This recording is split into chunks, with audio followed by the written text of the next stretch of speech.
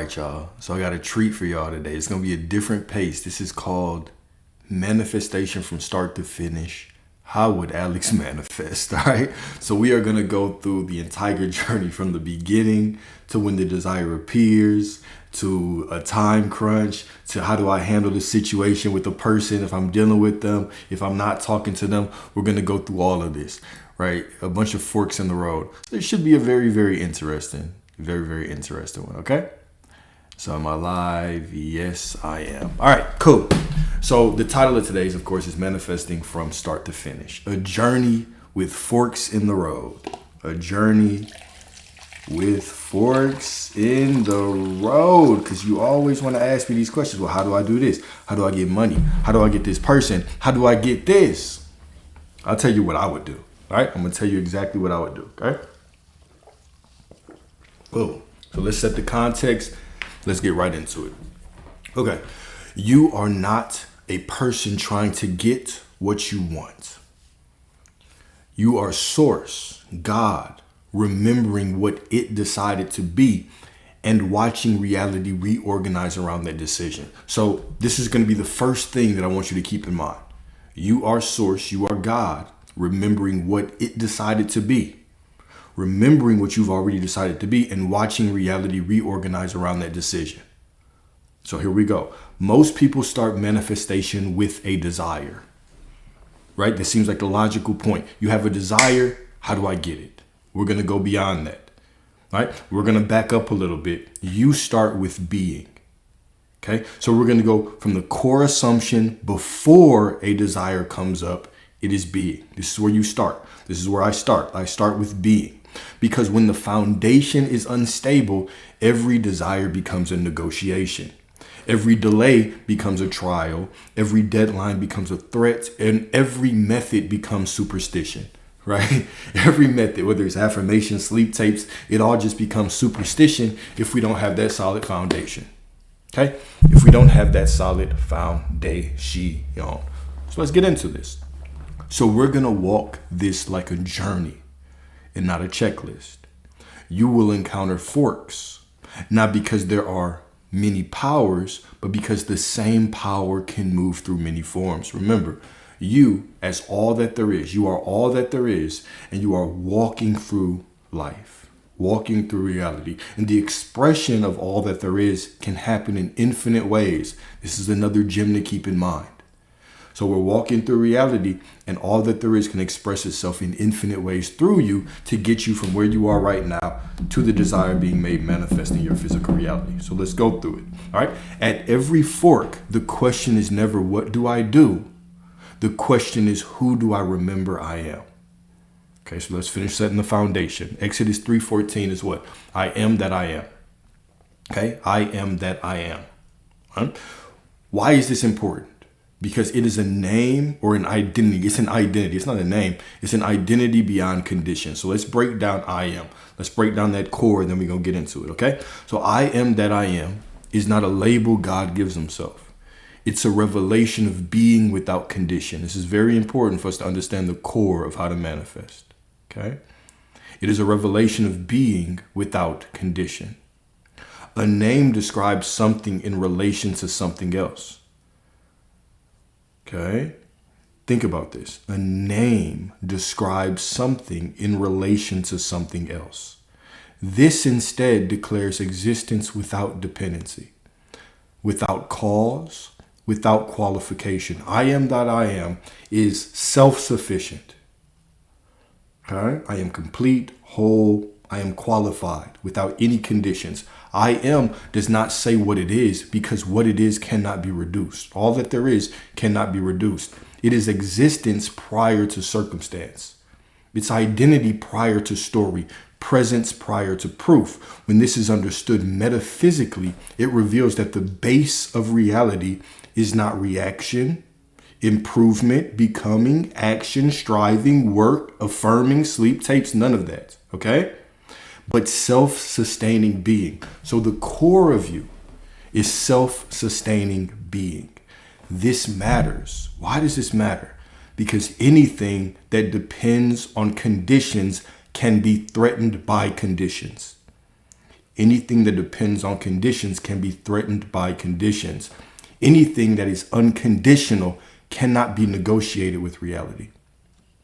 And so now we're going to that core, the core of I am, right? It is beyond labels, beyond names. It's not a name. It is being itself, okay? It is being itself. So when identity is rooted in I am, it does not rise and fall with outcomes, moods, money, relationships, or time. It simply is. It's existence itself, okay? This is why the unconditional nature of I am is the true foundation of manifestation. This is why we have to, if we want to talk about reality creation, why I always will take you on a journey back to you already are it. I am. You are God. You are source. Why we always go through this? Because I am is the true foundation of manifestation. You can ask me 1,000 times until your face is blue. How do I get this person? They cheated. They left. What do I do in this circumstance? But if you're still asking, what do I do? What do I need to do? You're missing the major point. Who are you within the situation is important. So we have to set this foundation. If you do not set this foundation, you will be lost. You'll just constantly be trying to strive and do things and put a Band-Aid on top of a torn ACL. If you do not know that you're source, and you're sitting here saying, how do I get this specific person back? I'm going to tell you to call them. Just call their ass. Because you have left the realm of manifestation. Call them. Write them a letter. Show up at their house. Knock on their door. Do whatever. Because if you're trying to figure out what do I need to do, you are forgetting the most important part. It is who do you have to remember that you already are. All right? So here we go. If your identity is conditional, I am confident when things work. I am abundant when money shows up. I am loved when they choose me. Then reality becomes your authority. What you see out there becomes your authority. No wonder you're asking the question, what do I do in this circumstance? What do I do in this situation? You are always waiting for permission. But when I am is unconditional, it reverses the power structure. You don't become something because circumstances align. Circumstances align because you remain what you are. Desire then stops being a request and becomes an echo. Delays stop being threats and become transitions. And we're going to break all this down. Even if it sounds high level right now, it's because it is. We're going to break all this down, all right? Desire. When you make I am unconditional, desire stops being a request and becomes an echo. Delay stops being threats and becomes a transition. Action stops being effort and becomes expression. An unconditional I am does not need to be protected, proven, or perfected. It simply stands, okay? And from that standing, from that beingness, from that unconditional standing of where you are, of who you are, everything else is added, all right?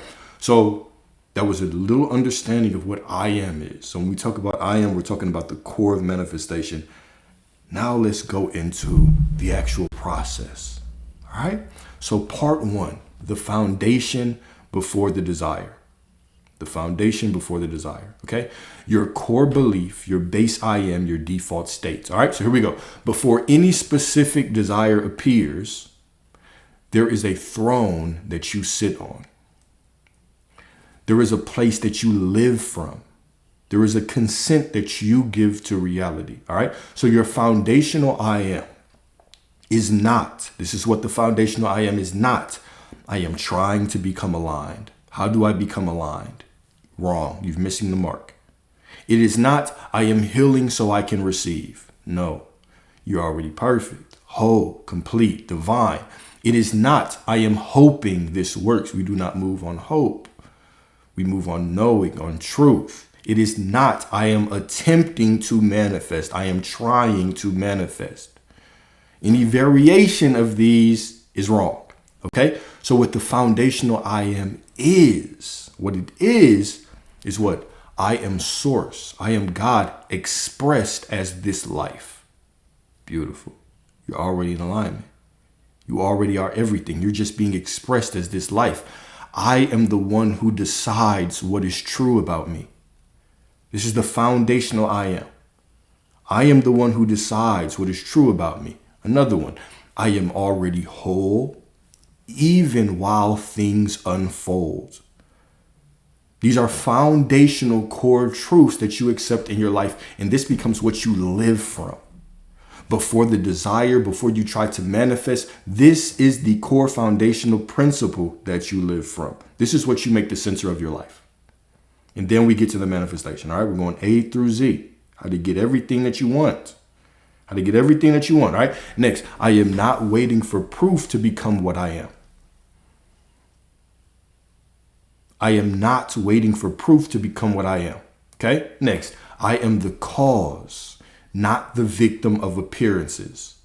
So what is all these things doing? All of these statements, decrees, declarations, states of being are taking your power back. We have to start here. This is the foundation upon which manifestation is built on. All right, we're going to go through the whole tree. Don't worry, we're going to go through the whole journey. All right, so this is where you live, the foundational I am. This is the foundational core principle of your life. This is your home frequency. This is the inner citizenship that does not change when the weather changes. I don't care if you're sad, this is the truth.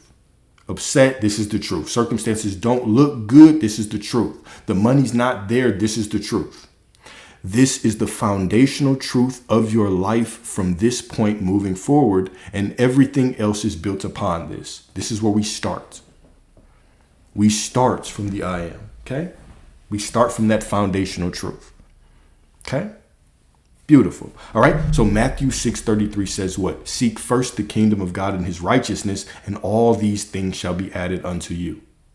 Seek first the kingdom of God and his righteousness. The kingdom of God is within you, right? His righteousness. Remember, when we talk about righteousness, we're not talking about a ladder of morality, a man-made ladder of morality. We're talking about you stay focused on what you desire, right? You see through the illusion. It doesn't matter what it is. I am that I am. Okay? So metaphysically, kingdom is not a location. Kingdom is not a location. It is a state. It is an inner government. Okay? When the inner government is established, quote unquote, things get added. All right? Notice the language.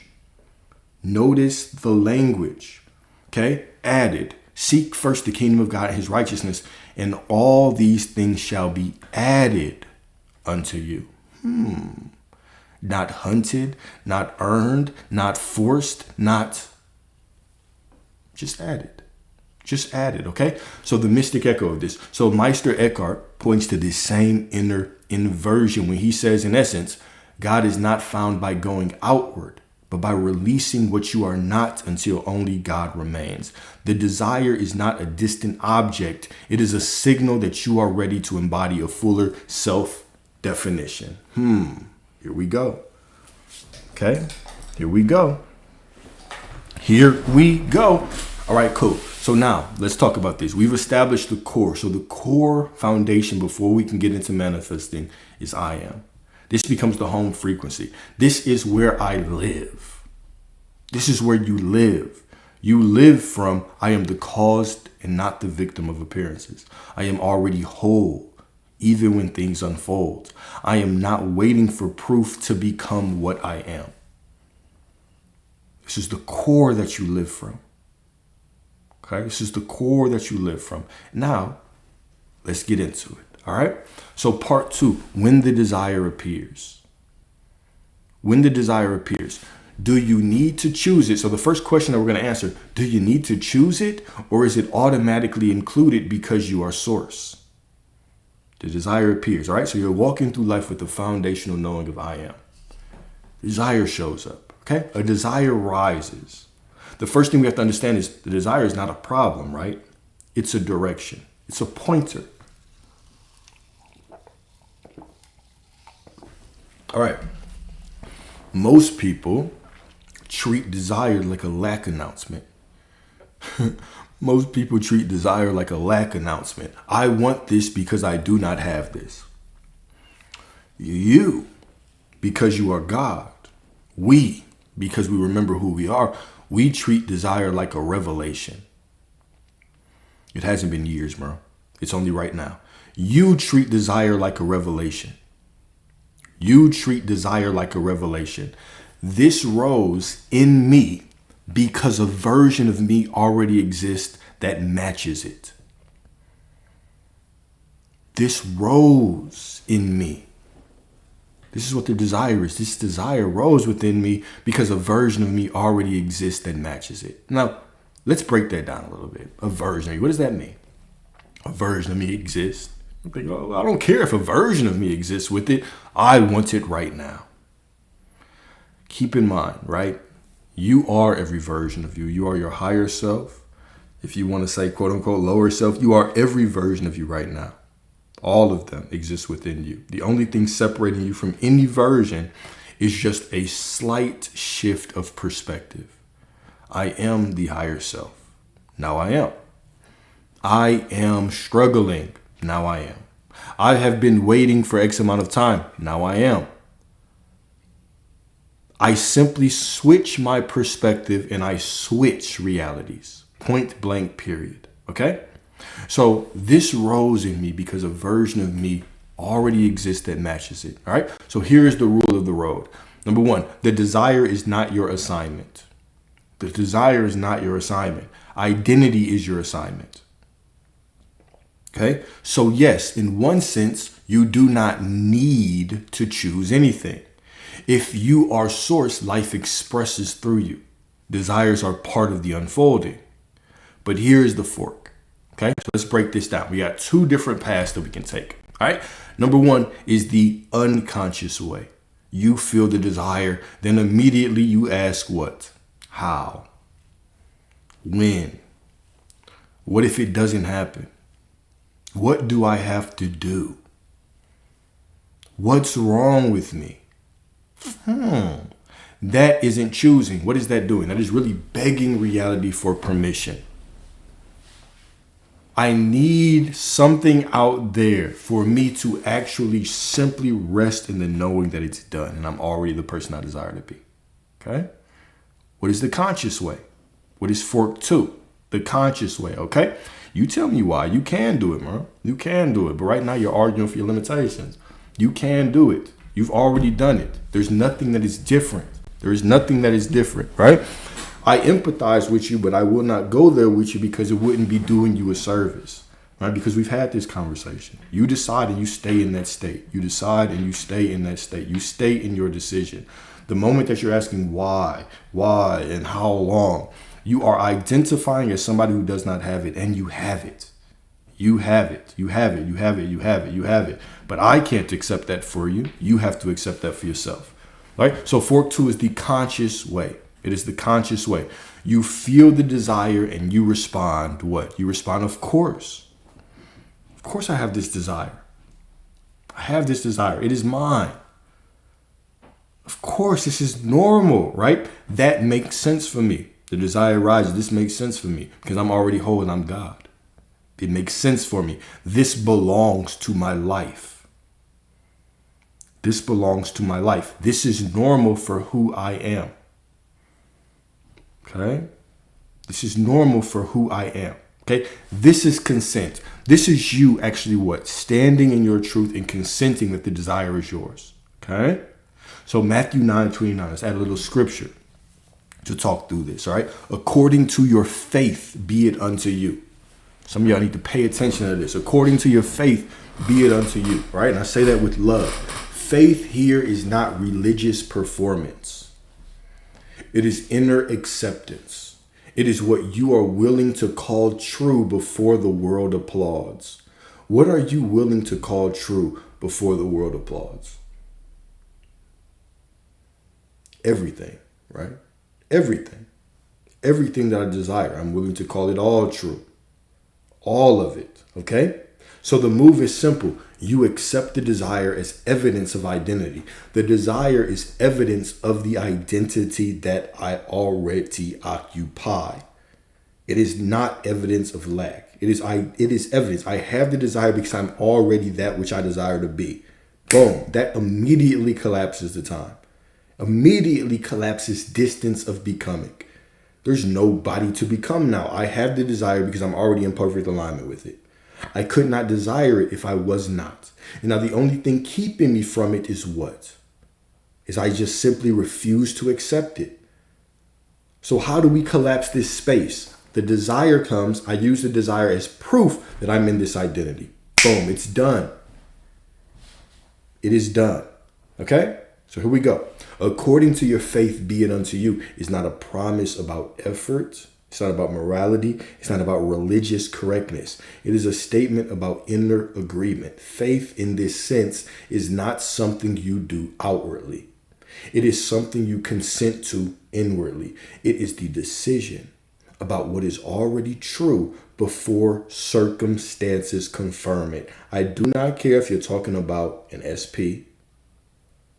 I don't care if you're talking about health. I don't care if you're talking about money. All right? It is the decision about what is already true before circumstances confirm it. The world doesn't respond to words, rituals, intensity. It responds to what you accept as the truth about yourself. What you call true in the unseen becomes the blueprint the visible must follow. This is why faith is never proven first and then chosen. It is chosen first and then proven. Waiting for evidence before acceptance is not faith, it is negotiation. Let me say that again.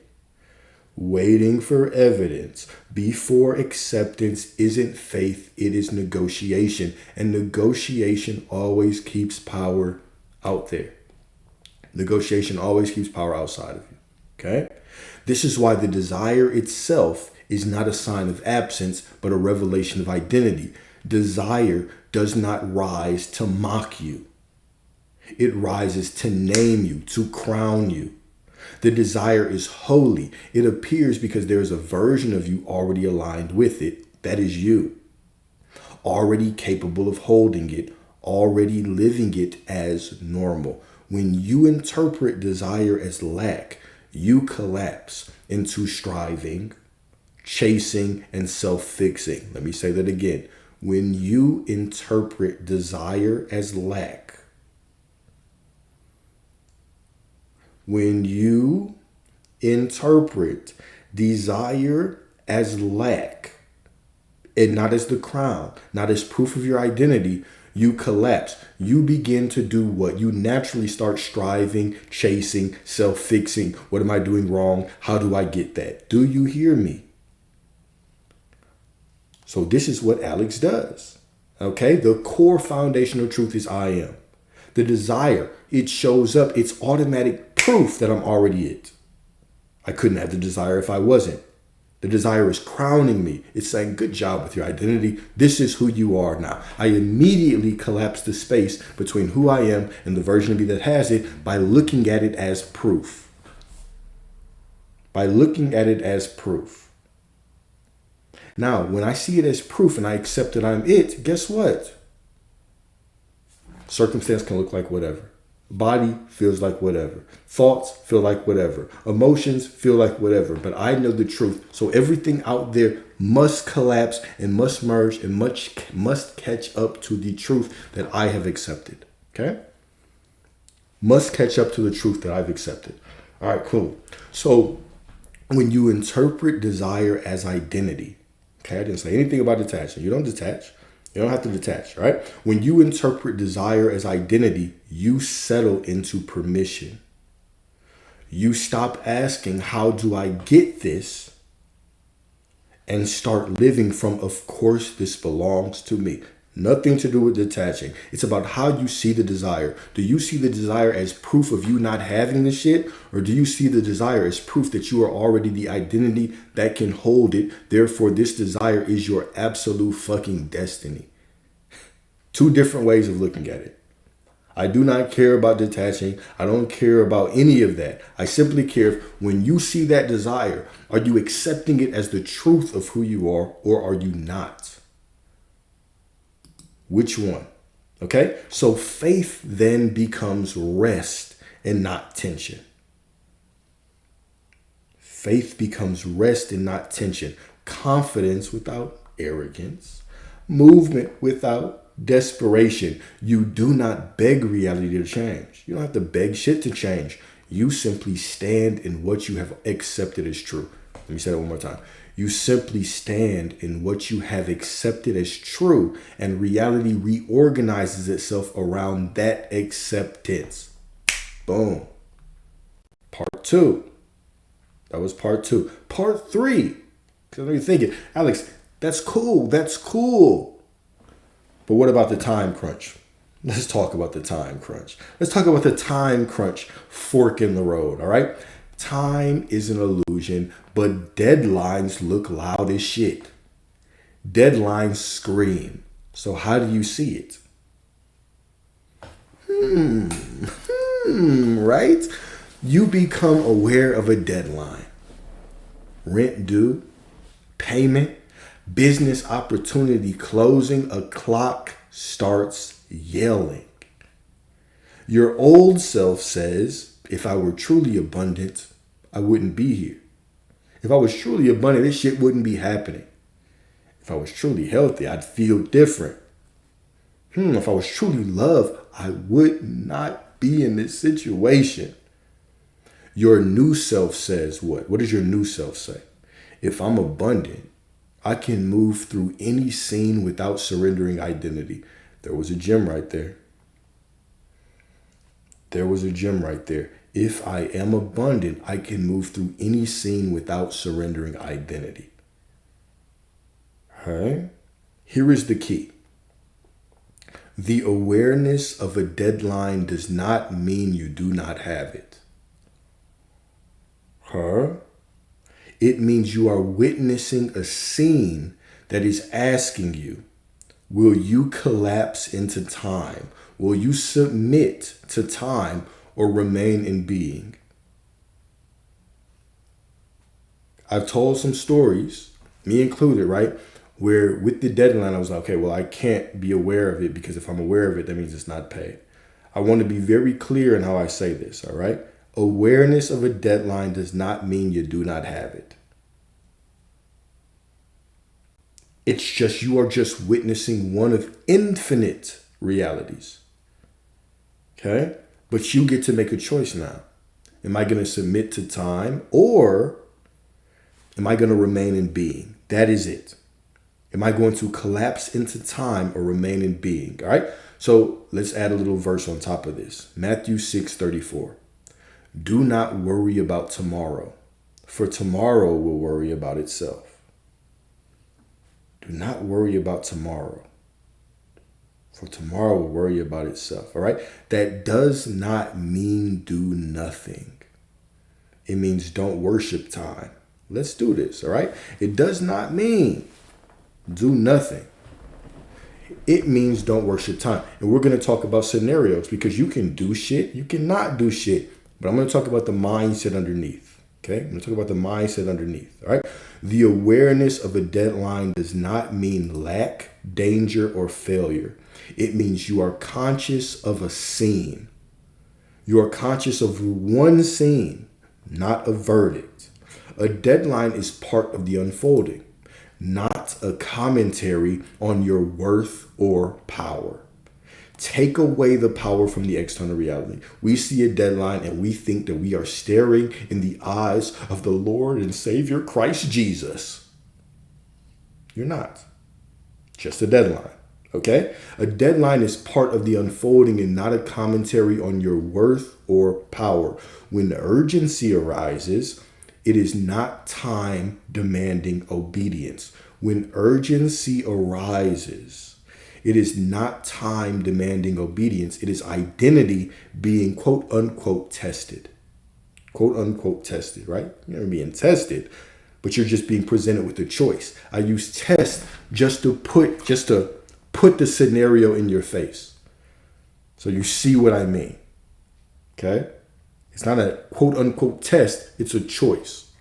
Testing just sounds cool in this moment right here. All right. So the question is never, will I make it? Of course you will. You're God. The question is, who am I while I move through this moment. Oh my goodness. That's a game changer. Okay? That's a game changer. Okay? The question is never, will I make it? The question is, who am I while I move through this moment? To collapse into time is to let clocks, dates, and pressure define truth. To remain in being is to move through time without surrendering authority to it. Does that mean you won't be nervous? No. Doesn't mean you won't be nervous. But you can still take a step back and go back to number one. If you realize why we did number one first, the core first of I am, it's because now this becomes your reference point. I'm tripping. I'm nervous. The deadline is coming. I take a breath. I remember I am everything. This deadline is just a scene. It's just a moment. I am the one through that everything unfolds through. I still get to choose. Inhale, I am. Exhale, I decide. I decide it is done. It is paid for. Everything is working out. And I move forward in beingness. Very practical. I know you always are looking for practical steps. Very practical. Okay? So to collapse into time is to let clocks, dates, and pressure define truth. To remain in being is to move through time without surrendering authority to it. You are not here to escape deadlines. You're not here to escape deadlines. You're here to pass through them without losing yourself. Of course, I can still get nervous. I told you all about the story where I was going to get evicted, right? I was going to be homeless again. I was nervous as hell, but I still remembered who I was. Okay? Nervousness doesn't mean anything. It's just a feeling. Feeling is a natural part of who you are. Okay?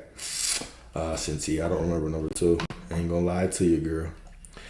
I ain't gonna lie to you, but I do have a checklist at the end. All right? So how do I know I'm not identifying with something subconsciously? Here's the whole thing. If you can tell me subconsciously, if you can tell me what a subconscious belief is that you have, I'll give you some money. No, none of us knows what our quote unquote subconscious beliefs are. We just look at reality and we think because we don't have something, well, I must make up an excuse. So I have a subconscious block. Let me let you in on a secret, all of y'all. You have no subconscious blocks. You have no subconscious blocks. There is nothing blocking you. Everything that's blocking you is very conscious. It is you accepting. It is you choosing a story that you have a subconscious block. Because that was a conscious statement that you said. How do I know if I don't have a subconscious, if I have a subconscious block? That means that right now you are declaring that there is something holding you back. You have not accepted that you're all the way it yet. And so all this, I've been in this identity, but nothing's happened. You just told me the truth right there. No, you haven't. You've been thinking that something's holding you back. You've been thinking there is some kind of block in between you and God. There's not. There's just your refusal to stand in the absolute truth and certainty of who you desire to be and say, this is who I am no matter what. And instead of doing that, we say what? There must be a nervous system or a subconscious or something I need to rewire or some kind of blockage or energy in my body. Or maybe it's this, or maybe it's the system, or maybe it's the man, or maybe it's that. That is what we do. The answer is always in the question. Okay, the answer is always in the question. Go. All right, so here we go. Do not worry about tomorrow, for tomorrow will worry about itself is not avoidance. It is spiritual hierarchy. It restores the proper order. Being first, movement second. Being first, I am first. Identity first. Being first, movement second. It doesn't instruct you to freeze, ignore, or withdraw from action. It instructs you not to bow. Not to bow. Action taken in panic is worship of time. Action taken from presence is expression of power. When you stop worshiping time, you can still plan, move, call, create, respond, but you do so without inner submission. Time becomes a tool inside consciousness, not a God above it.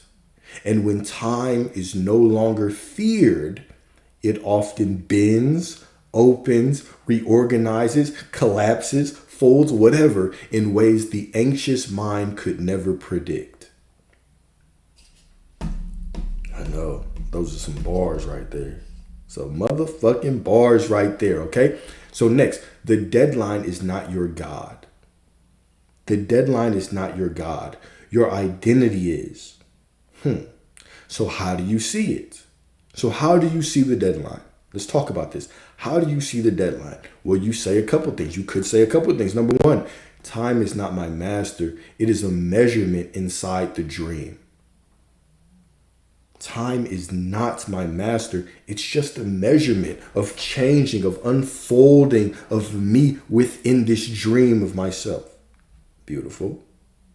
Here we go. You could also say, I do not submit to urgency as truth. I do not submit to urgency as truth. I am the truth. You could say, I can take action without becoming action.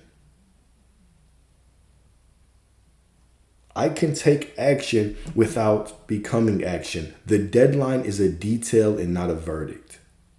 The deadline is a detail. It's just a detail. It's a moment within infinity. It's not the end. It's not the verdict. It's not the verdict. All right. So Mystic Echo, in many contemplative traditions, time is treated as a function of mind, not the ruler of reality. When you drop into presence, you discover that the power to move is now. It's always now. The deadline tries to exile you into the future. The deadline tries to take your consciousness and throw it out there in the future. Your job is to come home. Okay? Your job is to come back to this present moment. Your job is to come home. Beautiful. All right. Scenario 2. Here's the next scenario. Rent due in 48 hours. You have 2 days. Your nervous system screams. Okay? Old path. Panic. Scramble. Self-condemnation. Spiritual bargaining. Maybe if I affirm 20,000 times, I'll get it, right? The new path is what? You go back to number 1 first. You stabilize identity first. You might say what? What are some things? How does that look? Stabilizing identity first. You might say what? Okay, I am provided for. Provision is normal for me. My life supports me. I move with authority and not fear. Okay, so now it's due. The time crunch is there. You see it. But number 1, you go back to what? You go back to identity first. Identity first. And then what do? You choose a fork in the road. Remember, what do I have to do is always going to be the wrong question. Who do I have to remember that I am is the right question. So these 2 forks are going to be interesting. Number 1 is going to be inspired action. Number 2 is going to be no outer action. So we're going to go through 2 different paths. Keep in mind, you have this deadline, 48 hours. So the first thing that you do is you stabilize your identity. Okay, identity. Number 2 is you choose a path. First path, inspired action through physical reality. What does this look like? Well, now that I have remembered who I am, everything that I do is magical, right? Because from this identity, every step that I take is divine. Every step, every place that my big toe touches is magical, right?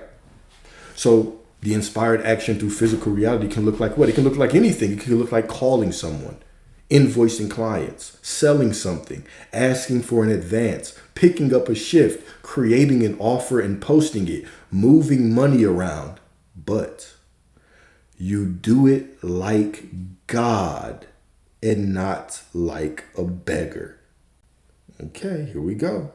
You do it like God and not like a beggar. You do not take action to make it happen. You take action as the natural behavior of the version of you who is already provided for. Do you hear me? I trust that you do. You take action. Okay? You take action as the natural behavior of the version of you who's already provided for. Number 2. Okay, what will be the second fork, right? Number 1 was inspired action. So it started with identity. Identity first. Cool. Identity first. Number 2, we choose an action, right? So first was inspired action. The second option is what? Identity first and then no action. No action, inner stillness, okay? So what does this look like? You stay rooted. You refuse panic. You don't chase. You remain available. You allow a surprise, a refund, a client, a gift, a cancellation, an opening, okay? But you do not wait as a strategy. You rest as identity. You don't wait as a technique to get it. You rest as the identity that already has it. Of course it will work out for me. Of course it will work out for me. And I choose to rest, knowing that it's done. All right? Both forks can work. The only wrong fork is the one where you abandon who you are. Right? Why I say that, why we shouldn't, let me bold that part. Why I say that is because remember, the first thing we talked about was what? Identity. It's I am. It's the core foundational. I make this my truth. This is my core identity as I go through life. So no matter what the situation looks like, the first thing that I do is I go back and I remember who I am. I stabilize identity. From there, I either take action or I don't. But if I'm already in that identity, I know that whatever I do will work out. Okay? I trust that makes sense. I trust that makes sense. All right? The only wrong fork is the one where you abandon who you are. Part 4. Okay? Here we go. Should I get the money? Should I get the money through physical reality or just wait for manifestation? Here we go. The method does not matter. The state does. The universe, God, source, whatever you want to call it, right, does not have a preferred pipeline.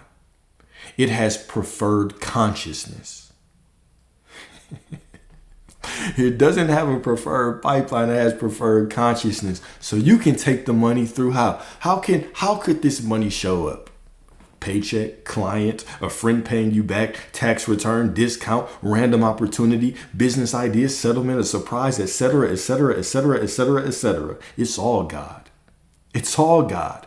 Your ego thinks some ways are more spiritual. That is childish. The ego thinks, did they really manifest it? Did they really manifest it? That is childish. Okay? Source is not impressed by how you receive. Source is expressed through receiving. Let me say that one more time. Source is not impressed. Source is not impressed by how you receive. Source is expressed through receiving. What am I saying here? It is your birthright. It is your natural state of being to receive, to be provided for, to be the expression. Because you are the expression of God, miracles are your nature. It is your nature. Okay? It is your nature, all right? Psalm 24:1. Psalm 24:1. The earth is the Lord's and everything in it. I had to put that one in there after talking about the ways that we can receive. We can receive from all these different ways. So remember, the earth is the Lord's and everything in it. There is nothing outside of God, nothing outside of you, of your awareness. Okay? Source is not impressed by the channel, not impressed by the effort or the story behind something, behind how something arrives. It is not moved by struggle, delay, or virtue signaling through hardship. Source is expressed through flow, through circulation, through life moving freely into form. When you fixate on how something should come, you're not honoring source. You're attempting to control it. Receiving isn't passive, it's participatory. It's the willingness to let life move towards you without shrinking, without needing to justify why it arrived the way it did.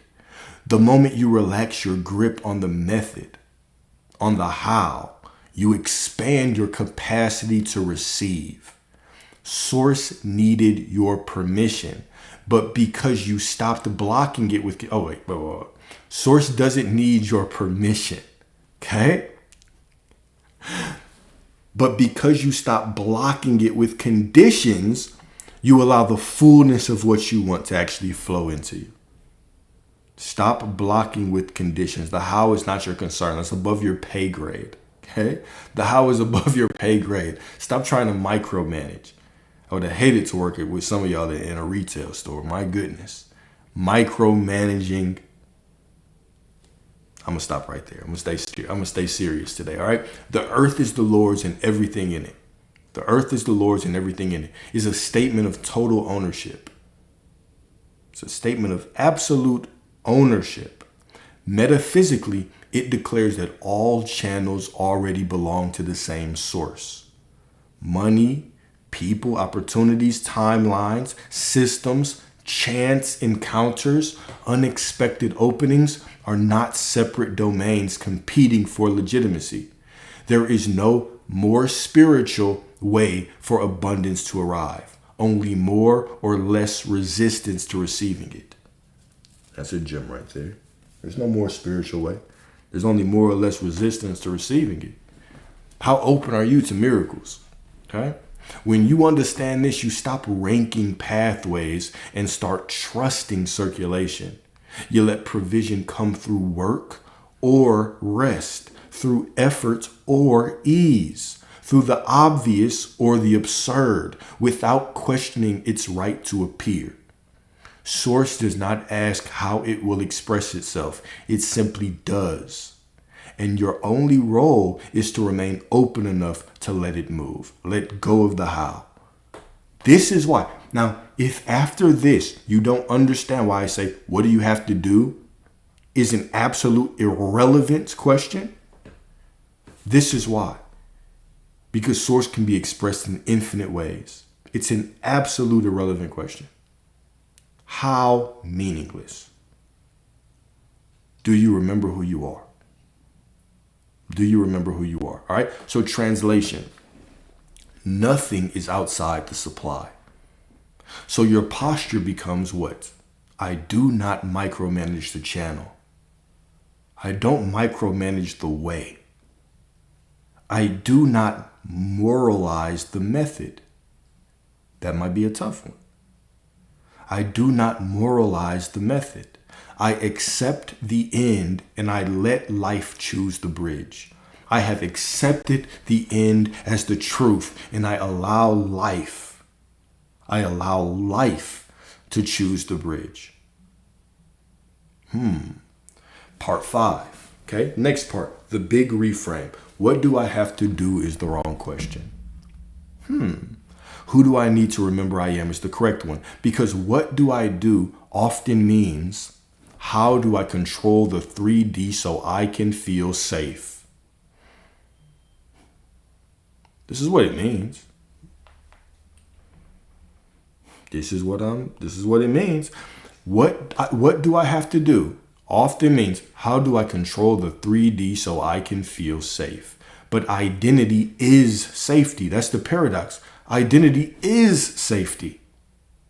Choosing who you are is safety. Okay, so here is your operating system. Let's go through this. We got 6 parts. Okay, number one, return to I am. Situation shows up, return to I am. No, I'm already everything I desire to be. Number 2, accept the desire as normal for you. The desire shows up, oh, it's normal. This is already who I am. This is proof of who I am. This is proof of who I am. Number 3, release the demand for timing as proof. Even a deadline is just one scene within infinity.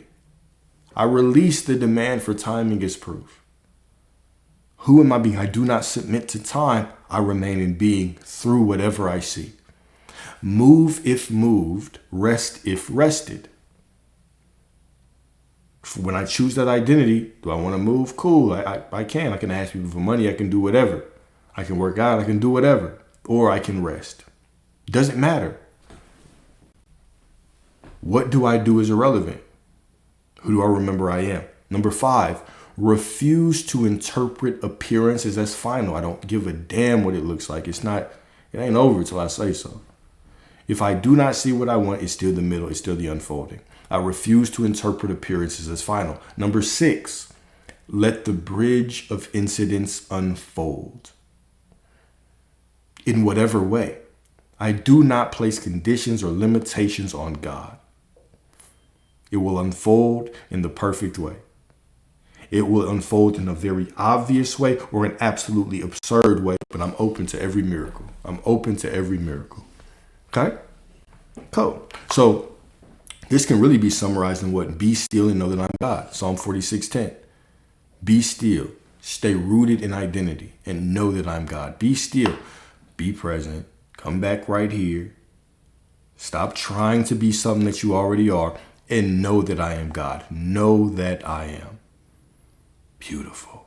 Okay. Stillness is not inactivity, it's inner authority. So be still and know that I'm God is not an invitation to withdraw from life. It is an instruction to cease inner rebellion. Stillness here doesn't mean stopping movement.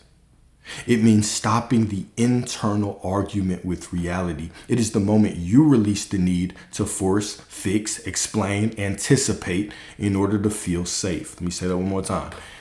It is the moment you release the need to force, fix, explain, anticipate in order to feel safe. In that stillness, right? Knowledge arises. Okay? Knowing does not require motion or movement to validate itself. It is self-evident. When the inner noise quiets, authority returns, because authority has always been drowned out by urgency, fear, and mental negotiation. This is why stillness is power. An unstable identity must constantly move to reassure itself. Let me say that one more time. An unstable identity must constantly move to reassure itself. A stable identity can move or remain unmoved without losing position. Inner authority means you're not emotionally dragged by appearances, timing, or other people's reactions. You can act without panic and pause without doubt. From stillness, action becomes precise instead of reactive. From stillness, decisions feel clean instead of desperate. That's the paradox. When you stop grasping, life organizes itself. When you stop rushing, momentum finds you. Stillness is not the absence of creation. It is the place creation listens for instruction.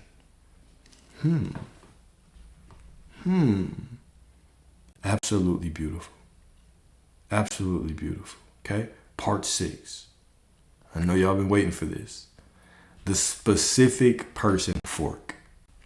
Let's talk about the specific person fork, okay? Here we go. How would I interact with someone if I wanted them to change? How would I manifest someone I haven't spoken to in a while? Yeah, we finna get into it. First, a hard truth, okay? If you want someone to change because you are uncomfortable, you're still negotiating power. If you want someone to change because love sees a new possibility, that's different. That's different. You know what I'm saying? I can get with that. You can get with that, okay? So the spiritual mistake is trying to use manifestation to control the person, okay? The spiritual mastery is using identity to become the version of you who naturally experiences the relationship you claim. That's absolutely divine. All right. So 1 Corinthians 13:4. 1 Corinthians 13:4 is what? Love is patient, love is kind. Now to the literalist, what does this sound like? Girl, put up with his bullshit. Love is patient. It's kind. Okay? To the literalist, this is what it means. Love is patient, love is kind. All right? Patience doesn't mean tolerating disrespect. It means you do not become desperate. You don't become desperate. So love is patient, love is kind is often mistaken for endurance without boundaries, right? That question often comes up. Well, how can I have boundaries if I'm trying to manifest them? Sit down and listen. I got you. Sit down and listen, okay? Patience is not self-erasure. Patience is not self-erasure. Patience is inner stability, not self-abandonment. Inner stability, not self-abandonment, all right? It is the refusal to rush, manipulate, or contort yourself in order to be chosen. I absolutely refuse. Absolutely refuse. Love that is patient doesn't chase clarity. It doesn't demand reassurance or beg for alignment. It remains rooted in worth even when outcomes are unfolding. Kindness in this sense is first directed inward. Love is patient. Love is kind. It starts with self. This is a book of inner consciousness, right? Inner consciousness. This is a book of relationship with self. This is not a book of how to get married. This is a book of relationship with self. Okay? Kindness in this sense is first directed inward. You do not become harsh with yourself when timing is unclear, when responses are slow, or when the path is undefined. You allow space without surrendering value. This is why patience is incompatible with desperation. Desperation tries to secure love by force. Maybe if I force 10,000 affirmations into the ether, they'll run back and I'll finally feel validated because I've put my entire sense of self-worth into this person, right? Desperation tries to secure love by force, explanation, overgiving, or tolerance of what dishonors the heart. If you're triggered, that's good. You know, we should be, all right? So desperation tries to secure love by force, explanation, overgiving, or tolerance of what dishonors the heart. Patience knows that what is meant to meet you will not require self-betrayal. It doesn't mean you accept poor treatment, silence that wounds, or patterns that diminish you. It means you trust your position enough to wait without shrinking and to walk away without panic. Love expressed through patience doesn't cling, it stands. And from standing, what aligns can approach freely, while what cannot quietly falls away. But what if I lose my SP? You won't. You won't.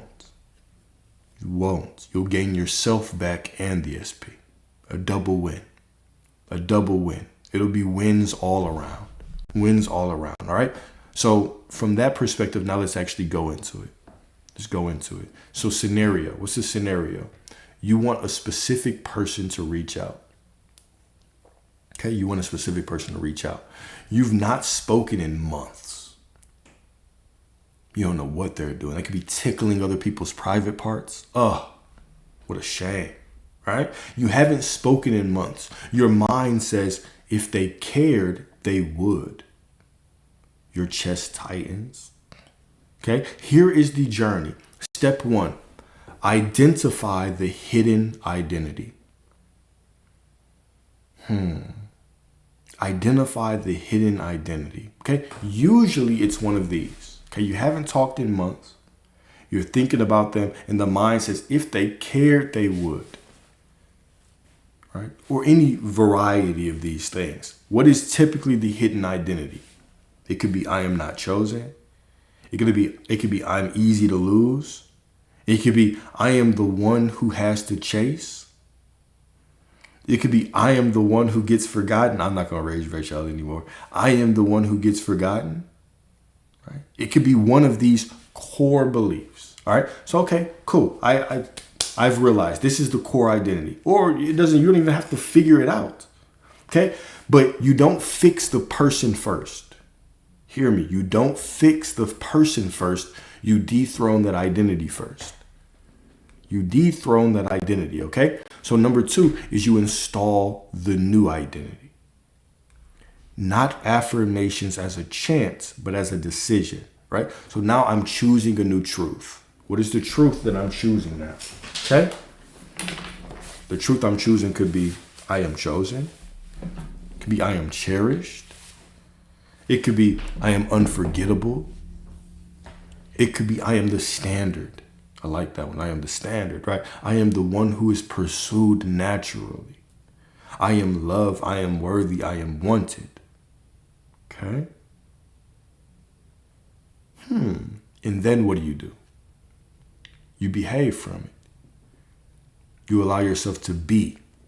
You move through life from this new position. All right? So now we have two forks in the road. Remember, because what you do doesn't matter. It's who you remember you are. So we have a fork of reaching out and we have a fork of not reaching out. Let's go through both examples. Okay? So number one, you've solidified that identity, right? Remember, the first thing that we always do is we go back to identity. We solidify the identity. Then what do? So fork A, you reach out. You reach out to them, right? So you send a message. Simple, right? Clean. Not fishing for self-assurance, for reassurance within them, right? Here's the example tone, right? Hey, I thought of you. I hope you've been well. Give y'all a little practical advice, right? Straightforward, okay? This is not a test. You don't send this as a trap. You don't send a hidden demand for validation. You're not doing this to get a response. This is the part, right? You're not doing this to get a response. You are expressing from fullness. Whether they respond or not is irrelevant. They could be laid up with somebody with a bigger piece than yours right now. Ladies, he could be laid up with a woman that does way more than you do. It's not about receiving the response, right? You're expressing from fullness. You are expressing from fullness. Okay? So part two, fork two, you do not reach out. You do not reach out. Some of y'all be saying, like, he could never find nothing. I'm just like, y'all must not know what's out here in 2026. Y'all must not know what's out here in 2026. Because, never mind. We ain't going to talk about that. All right. So fork B, you do not reach out. Okay. So fork A was you reach out. Fork B is you do reach out or you don't reach out. All right. So you remain seated in the new identity. You release control. You stop checking. You stop stalking signs. You stop consulting the oracle of what does it mean they viewed my story. Yeah, I've been there. I've been there too. Not my proudest moment. Not one of my proudest moments, right? What does it mean they viewed my story?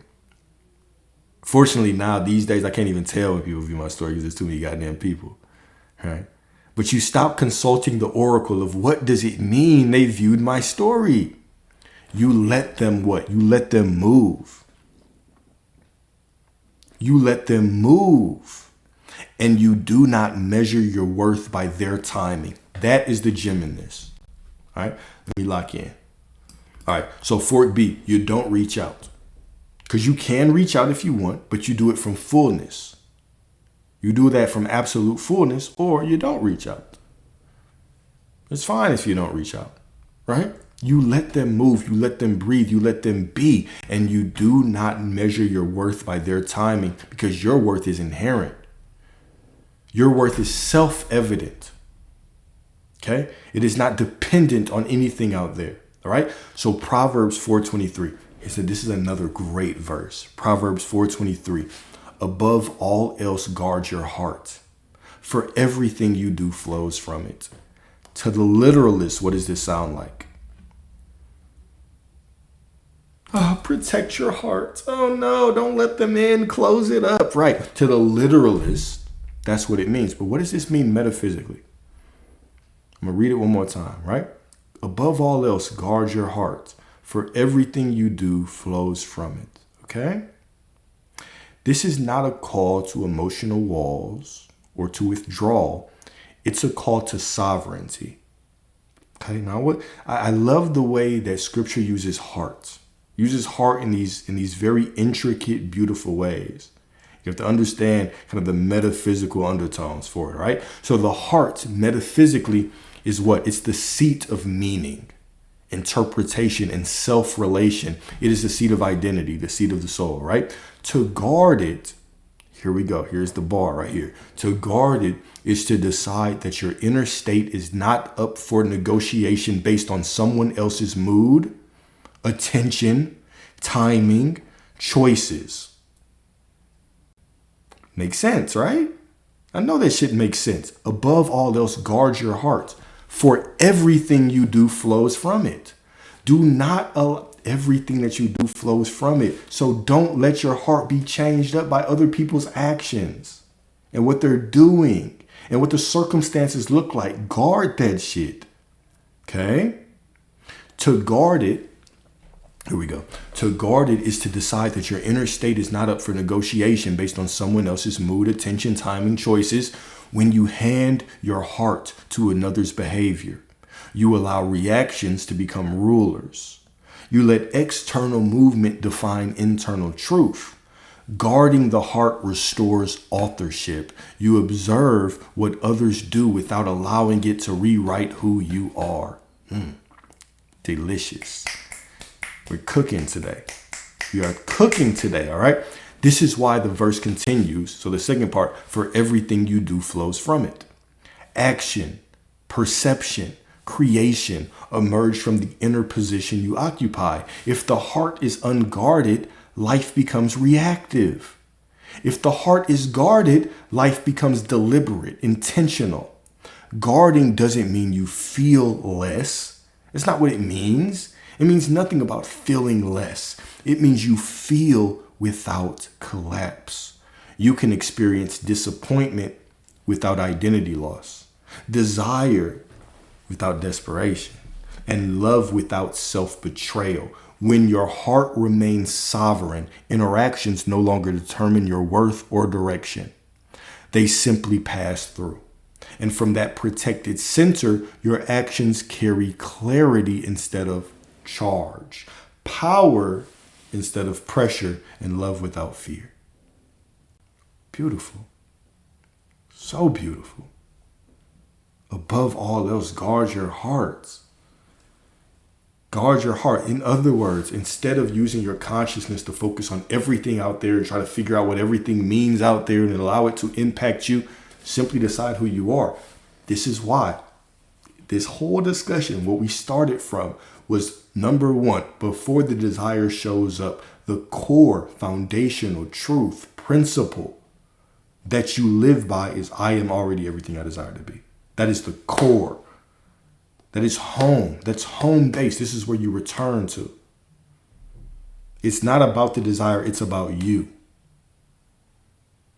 It's about what I accept as the truth about myself. I'm already that which I desire to be. And when I accept that truth, nothing out there can shake me. And so I guard my heart by keeping my consciousness on me.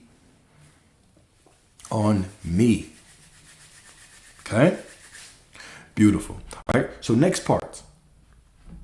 We're still in the SP space, right? How do I interact with them if I want them to change? How do I interact with them if I want them to change? Well, the key is going to be what? Interact as the version of you who is already experiencing the change. Interact as the version of you who knows the change is already unfolding. Just watch it. Enjoy the movie. Enjoy the show. You know how it ends, right? That means what? You ain't got to give them no lectures anymore. You've given them enough lectures. Trust me. You've given enough lectures. Okay? No subtle punishment. Not trying to lure them into a trap to punish them so they'll understand and see what they did wrong and then they'll treat you better and you're trying to get validation from them. No tests. Stop trying to test them. To feed your own ego, to feed your own sense of insecurity. Then they pass the test and now you're in the corner just mad by yourself.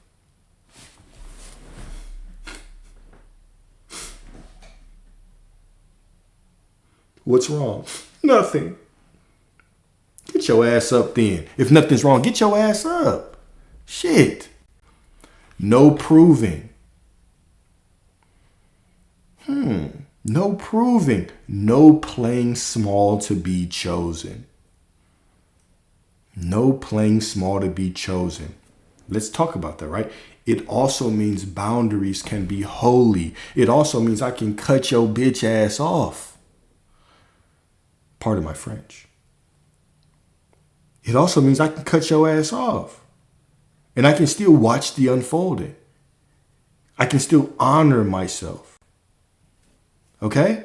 Sometimes the manifestation is not them changing. Okay, here we go. This is a gem right here, okay?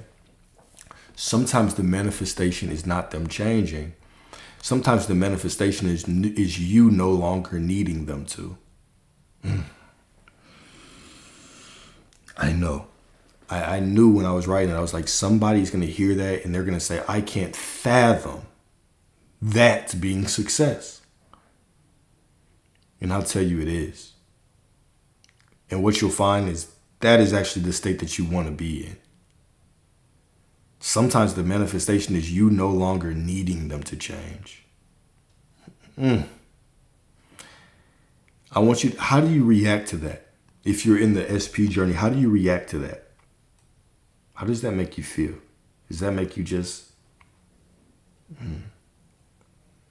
no longer need them to change? Yeesh, I don't know about that.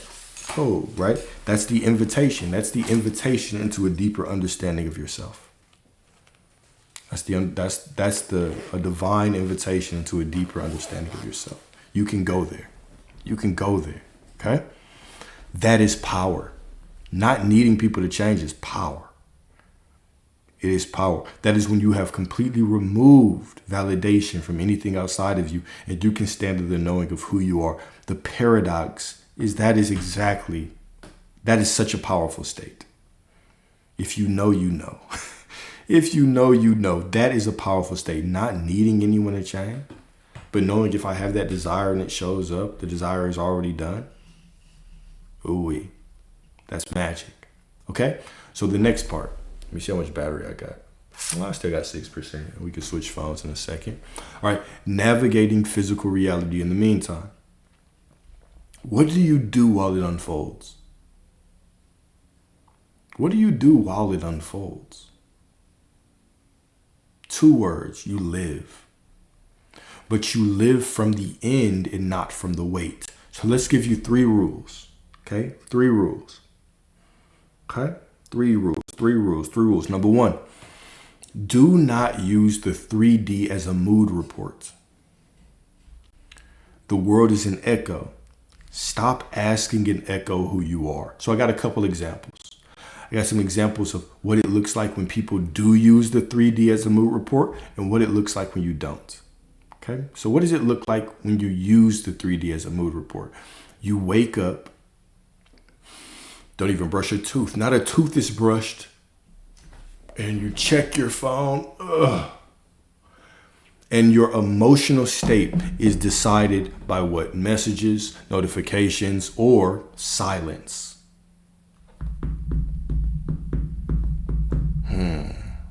Number 2.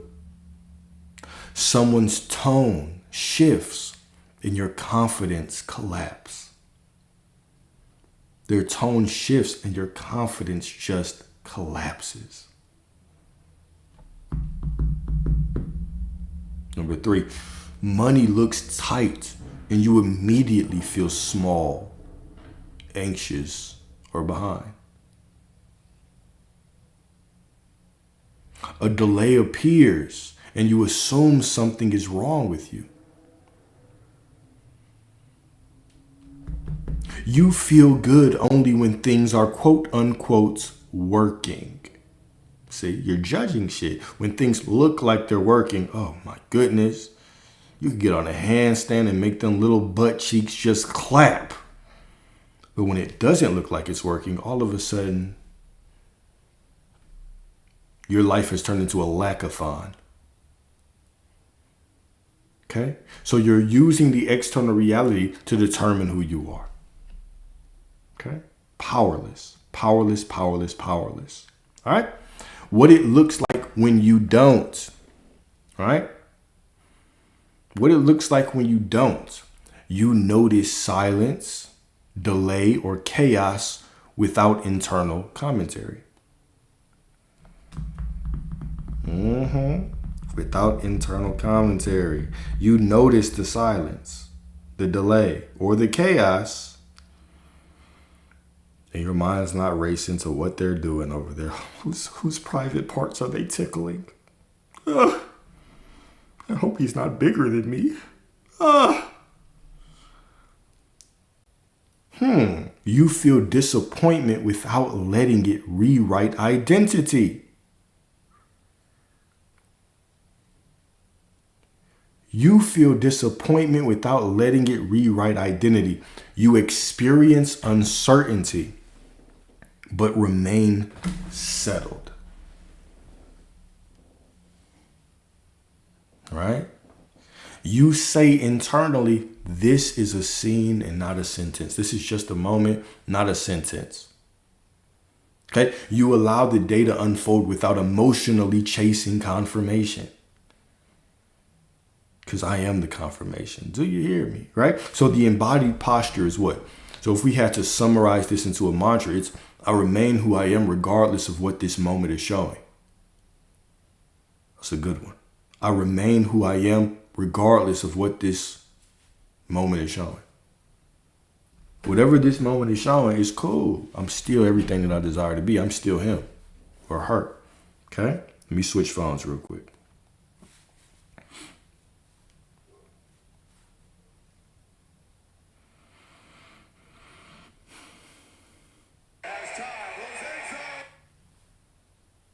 Fucking Indiana, bro. Fucking Indiana.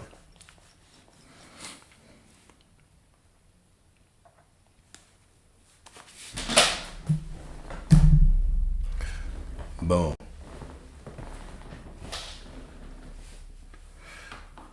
All right.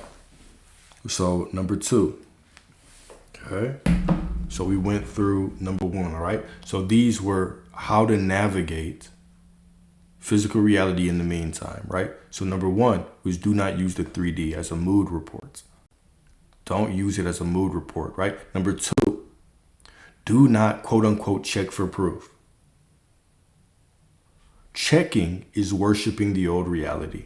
All right. So James 1:8 says what? A double-minded man is unstable in all his ways. Unstable in all his ways, right? What does checking look like? Now, keep in mind, these aren't absolute rules. These are things that are going to help your ass stay in that identity. Why throw that shit away, right? Because some of you, you're going to read this and it's not going to resonate. You're going to say, I do that shit and I'm still going to get what I want. That's fine. That's what I want you to get. But we're not trying to set up landmines, right? Like wisdom is, or being smart is knowing, okay, cool, yeah, I can fight. I can fight through it. And if I fight, I'll probably win. Wisdom is I'm not going to put myself in a situation where I need to fight anyway. Do you know what I'm saying? So intelligence is, okay, yeah, cool. I can fight. I can train to fight. I can put myself in fights that are cool. Wisdom is I'm not trying to randomly walk into a fight anyway. I'd rather just not go to that club. I'd rather just stay home. Okay? So this is what I mean. We're just not trying to put ourselves in these positions to lose. Don't look at these things as absolute. I should have put a disclaimer on it. I'm going to put a disclaimer in the beginning. Okay, don't look at these as absolute rule. You don't have any absolute rules. You're God. We're just trying to help you be in the best position to win. Okay? So number 2 is don't check for proof. Checking is worshiping the old identity or old reality. What does checking look like? Rereading texts for hidden meaning. You become a fucking Inspector Gadget. Going through that text that said, hey, all lowercase. He didn't even capitalize the hey. And all of a sudden, you look at the time that it was sent. The time between messaging, you messaged them and they received it. What they could have been doing. And you just sit there and drive yourself crazy. Who are you being when you're doing that? Okay? Number two, watching someone's social media to interpret your worth. Where are they? Who are they with? Are they with somebody else? What are they doing there? Oh my God. Torturing yourself. Okay? Constantly checking bank accounts from fear and not responsibility. You're not just checking it because you're just being responsible and got to check to see, you know what I'm saying? You're just constantly in that motherfucker imagining scenarios that haven't happened and going in there and checking and just causing yourself anxiety. Asking others, do you think it's coming? Do you think I'm doing it right? Am I doing this right? Is the manifestation coming? Outsourcing your power. Googling, YouTubing, and consuming content to feel reassured. That one might have struck a nerve. Not me. That's y'all. Matter of fact, just write a LOL real big so nobody thinks it's you. LOL, good one, Alex. The whole time you in this bitch like, fuck. He got me. He got my ass. Right? Internally saying, I decided, but what if? Internally saying, yeah, I decided, but what if I didn't decide strong enough? What if God didn't understand my decision? What if it wasn't specific enough? I decided, but how do I really know I decided? Yeah. Instead, just decide that you decided the right way. Just decide that it's working out. Okay? Checking is not curiosity. It is doubt disguised as vigilance. I'm just being vigilant. No, you're not. No, you're not. All right. So what does stability look like? What does stability look like? Okay. You decide something is true, then you leave it alone. I'm prosperity. It's not based on this next trade. It's not based on what the bank account says. It's not based on I'm barely got enough money to get gas to get to work. It's not based. I just am prosperity, and reality must obey. It must follow. It goes beyond logic. I stand so firm in this truth. And I let the logical mind do whatever, but I stand in my truth. Okay? You stop looking for emotional confirmation. Well, if I'm God, I should feel better.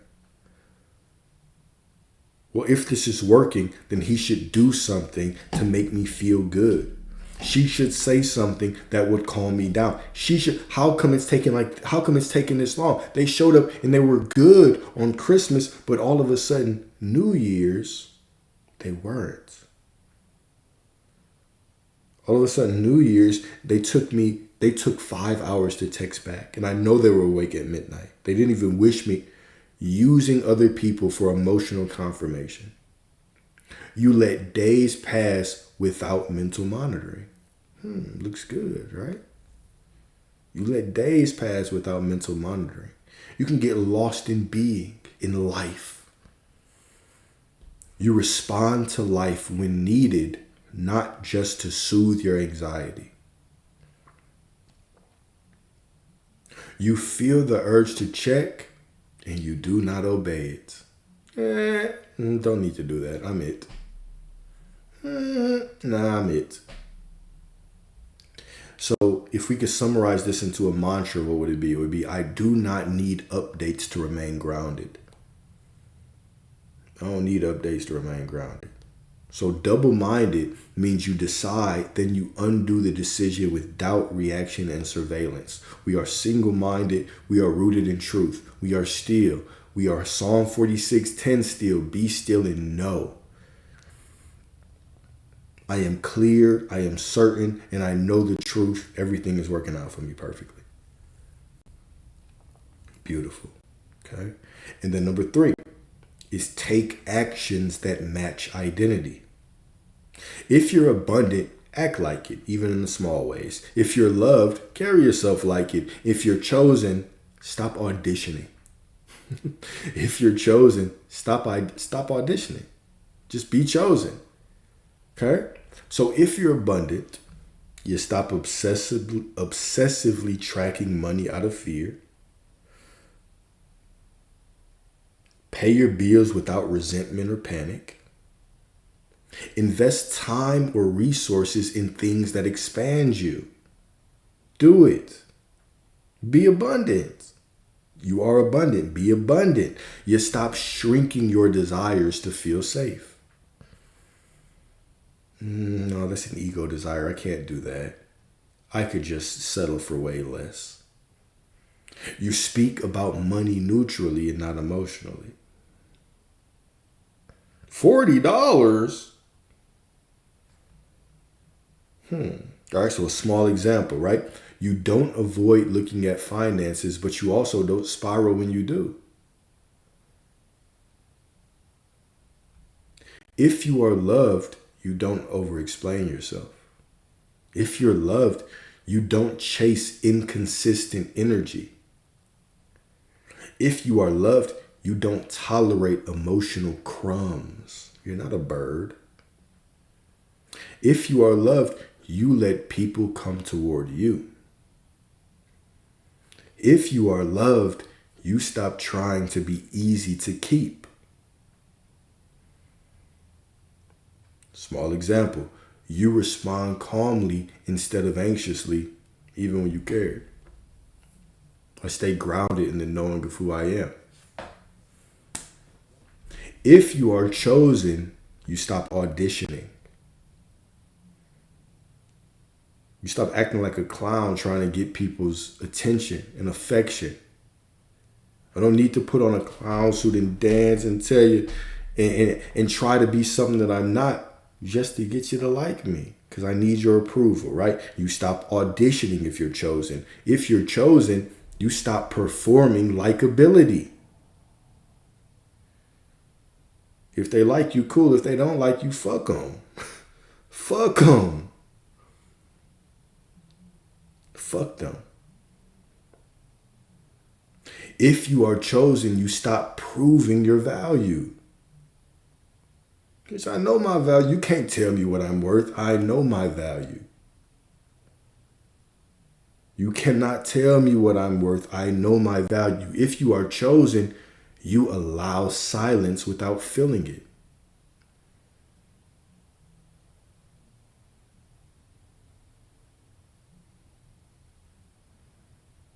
If you are chosen, you walk away when something feels off without needing justification.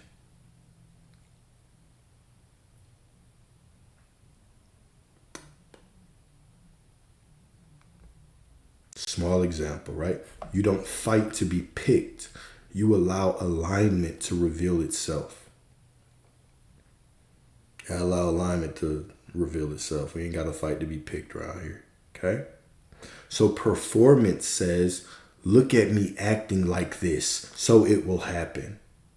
Look at me acting like this. I'm acting like this, so it will happen. Congruence, right? Alignment, identity says what? This is simply how someone like me moves. Ooh-wee. Ooh-wee. This is simply how someone like me moves. Now, okay. These two statements are deep. And I have to go back over them because if I just gloss through them, it doesn't feel like I did it enough justice, all right? Right. Now, identity, right? Truth, alignment says what? It says, this is simply how someone like me moves. How could I make that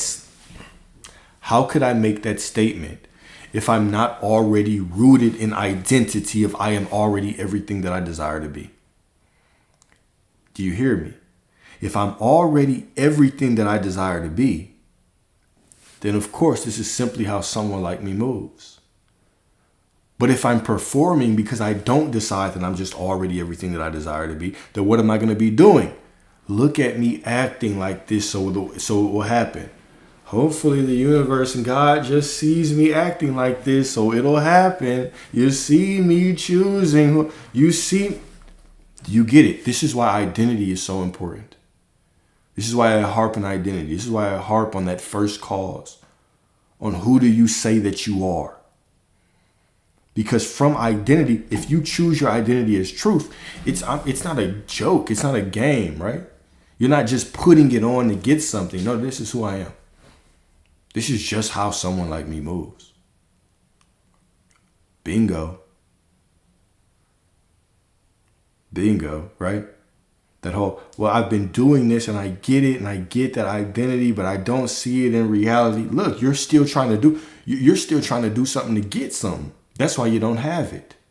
Because you trying to do something to get is you assuming the version of you that doesn't have shit. No, this is just who you are. This is just how someone like me moves. I already have it. This is me. Now everything can be added to me. But if I'm doing it to get, I'm just simply saying I don't have the shit. Do you see how a paradox that is? And it helped. I'm glad we did this discussion because we walked from the beginning to this part, right? It's such a paradox that if we don't take the entire journey, we can just get caught in this last stage and just be like, oh, I have to just be the person that has it, so I'll act as if. And you completely miss the mark. And it leads to frustration, resentment, right? Just self-hate, hatred. It just leads to all kinds of problems. Okay? Cool. All right, so next part. Next part. Part 5, 6, 7, 8, allowing. How you let it in without gripping it. I should call her. Never mind. All right. So allowing is not passivity. Allowing is not passivity. Allowing is the absence of inner resistance to your own claim. Allowing is the absence of inner resistance to your own claim. Okay. So how do you allow? All right. So you allow by this, right? So when we talk about the quote unquote detachment, this is what I'm really pointing to. I'm not pointing to want what you want less. Shit, if I wanted to be healthy, when I wanted my mom to be healthy and not have cancer, you think I was in this motherfucker trying to want it less? Hell no. If you had told me that shit, I would have looked at you and said, get the fuck out my face. The fuck you mean want it less? Shut your ass up. Get out of here. All right? So when we talk about quote unquote detachment, this is what it means. All right? So how do you allow? You allow by relaxing the demand for control. It can come in an obvious way. It could be an absurd way. It could be in a way that looks like a miracle. I'm not attached to how it shows up. I open my mind to expect more and more miracles. I just know the end and I desire the end, and the desire is proof that I have it. I am not counting any way out. It's every possible unfolding is on the table, meaning it doesn't matter what it looks like. That's on the table too. Whatever it looks like, that's on the table too. Whatever it looks like, that's on the table too. Okay? So I allow by what? Refusing to argue with my chosen identity. I have chosen that I'm prosperous. That's it. I'm not arguing with it. Oh, am I prosperous enough?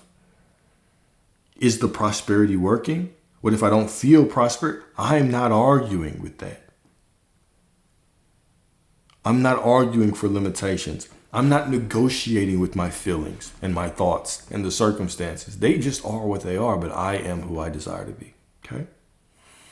Letting emotions pass without making them prophecy. Have the emotion fully, but don't judge it as wrong. Don't judge anything as working against you. Judge everything as proof that it's all unfolding. Oh, I'm just sad. I'm just getting the sadness out. That's fine, but everything is still working out. This means nothing.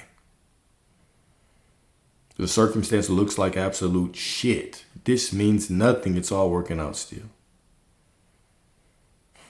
Matter of fact, it just means like shit. It just looks like shit because everything has to unfold real fast and it's reality just moving too fast and looks like shit. I don't care what story you attach to it. As long as you say that it's for you. Thou shalt decree a thing and it shall be, right? Job 22:28. So whatever you say it is what it is. So I don't care. what story that you tell, as long as that story is for you. As long as that story is for you. You are a divine God. You are a divine goddess. You deserve it. Stop telling stories against yourself. Okay? Let timing be flexible. Deadline or not, it's going to unfold when it unfolds, and whenever it does unfold, will be perfect. What is the deadline? 2 days. The same story. It will unfold when it unfolds, and whenever it unfolds will be perfect, whether it's 2 days from now, 1 day from now, 3 days from now, 5 days from now. It'll be fine. I will continue to be who I am through this. Beautiful. Okay? Letting reality arrange the bridge. I simply choose the end, and reality gives me the bridge.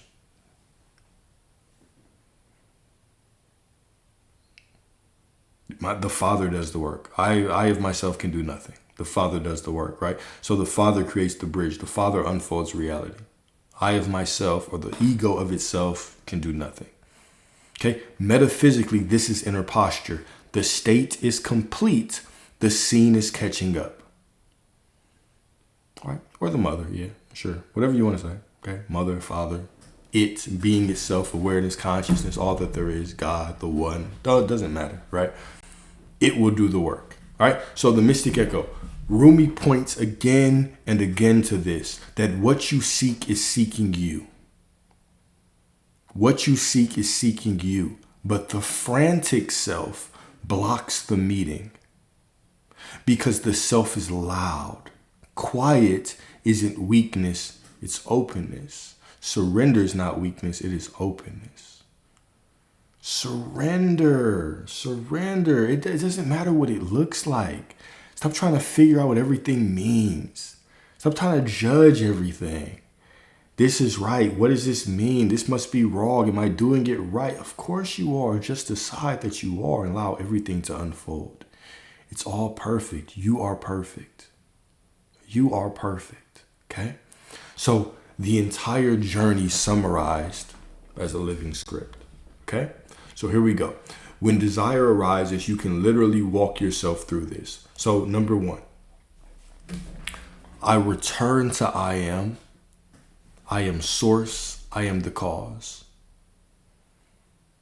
So whatever shows up, I go first to identity. Remember, that was the foundation that we talked about.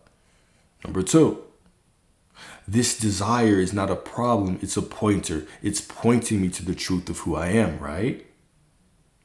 The desire is proof that I'm already it. I'm already the identity. So I accept it. I immediately collapse space between who I am and who I desire to be. I have the desire, therefore I'm already it. I couldn't have the desire without being it. I immediately collapse space. Boom.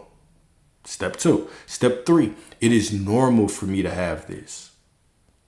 Of course I have this. It's normal for me to have this. Okay? So now I am source. I am the one with the desire. I am prosperity or health or love or the person in that loving relationship. That is me. It's normal. No, I begin to look at it as normal. It's normal for me to have this shit. It's normal for me to be treated like this. All right. Number 4, time does not define truth. It only measures scenes.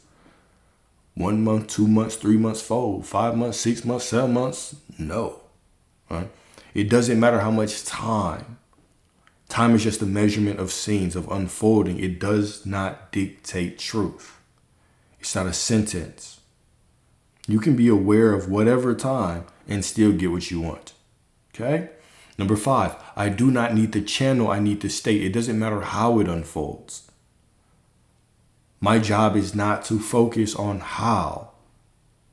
I just focus on the who am I being? Who am I? Okay? Who am I?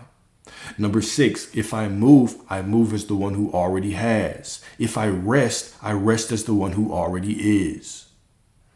Point blank period. When I move as the one who already has. When I rest, when I chill, I rest as the one who already is. I'm not resting to get. I'm not doing to get. I already have. I'm moving from fulfillment. All right. Number 7, I will not check for proof. I will be proof. I am the proof. Okay? When I'm tempted to look outside of me, that's an alarm saying, hey, whoa, you are the proof. You looking for proof, but you are it. And I remember, and then I go back to it. Okay? And number 8, reality can take its route. I remain seated. I know you always ask me for practical shit. I don't know how much more practical we can get. This is basically the outline of what I do. This is the outline of how I live my life. Okay? And then I got a couple of reflection questions for you. Okay? Reflection question number 1. If these trigger you, that's good. It's good, right? Because the trigger just points to something that we can be aware of to help ourselves, right? Number 1, when I want this desire, whatever desire it is, it's a person, it's some money, whatever. What identity am I secretly trying to fix?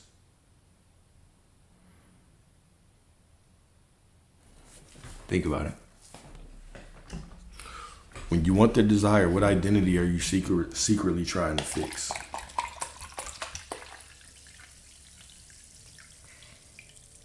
Why do you want him? Will you feel loved and chosen if you have him?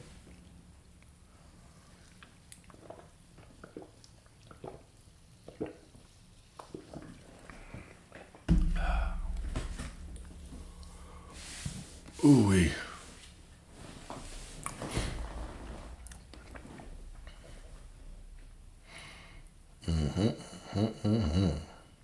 Cool.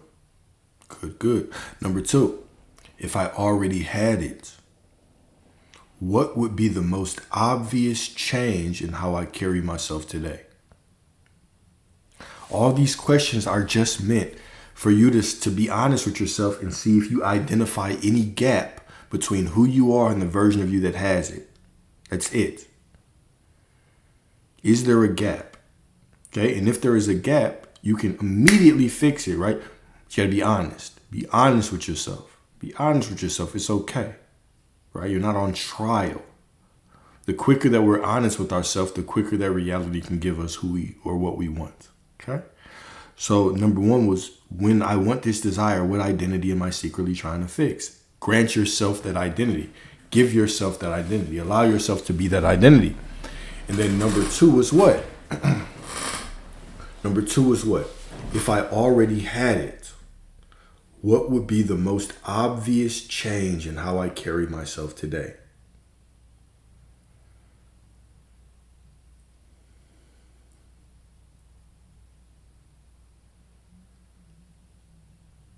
Number 3, where am I worshiping time and calling it responsibility? Where am I worshiping time and calling it responsibility?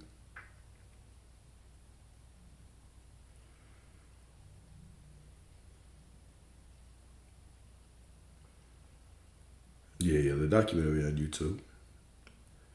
Yes, indeed. Number 4. Am I taking action as power or as panic?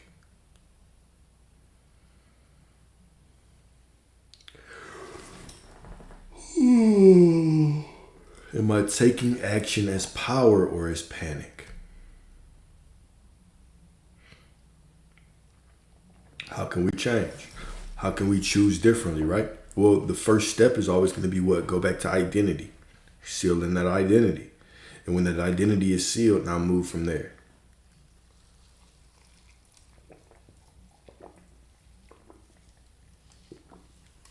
Okay? And number 5. Here we go. Number 5, are y'all ready for this? I need you to listen to this one. Okay? If the person that you want never changed, who would you become anyway? If the SP that you want never changed, who would you become anyway?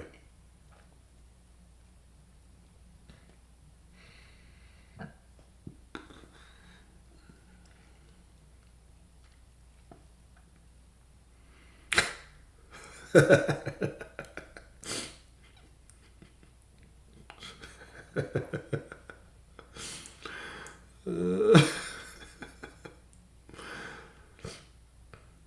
man.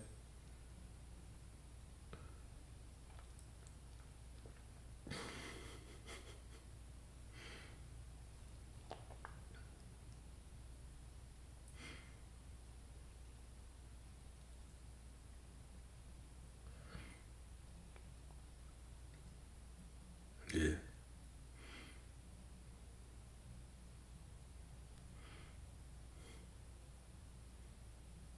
Cool. All right. All right. All right. So in closing, right? The final choice, right? At the end of every manifestation journey, the quote unquote end, right? There are two paths, right? Path one is you treat reality as authority. To summarize this, right? Path one is you treat reality as authority and you keep trying to earn what you already are. Path two is you treat I am as authority and you let reality catch up. Right? Remember, the kingdom of God is within you. Within you means the cause is not out there. Within you means you stop pleading with mirrors. And within you means you remember the throne. Right? I am that I am, no matter what. All right. So that was the end of today's discussion, right? Manifestation from start to finish. How would Alex manifest? Right? So hopefully this answered a lot of questions. Hopefully this clicked things. I've been saying it a lot lately, like, oh, this is my favorite one. This is my favorite one. This has by far been my favorite discussion that we've had. By far. I'll probably download this one and repost it as a separate YouTube video too. But it's already on YouTube, the live. So, and I'll upload the document. But cool. All right, all right. What else do y'all wanna talk about? What else do y'all want to talk about? Yeah, this one was a cool one. I enjoyed this discussion for sure.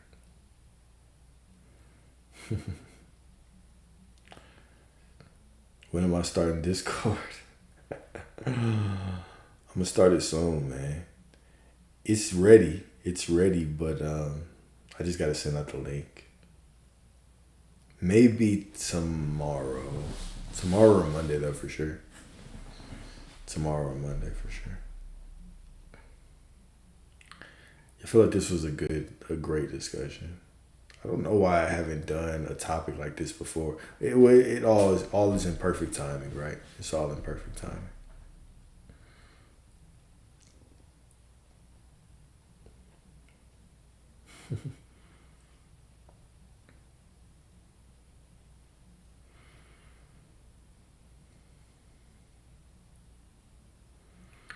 I'll put the Discord in the link tree in my bio, but I'll also just post it in that Telegram group.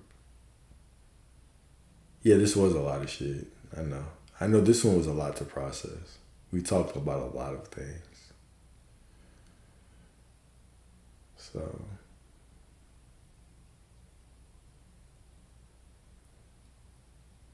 says your thumbs hurts. Yeah, Discord. Oh, who said somebody reached out and said they wanted to be a mod. I was like, all right, perfect. So I'm gonna do that. But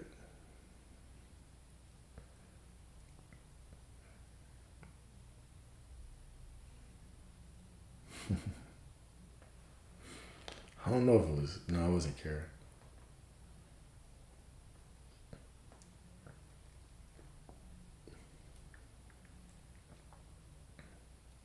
It's so funny that y'all know each other's names and are friends now. So interesting to watch how this space has evolved. It's pretty cool. It's pretty cool.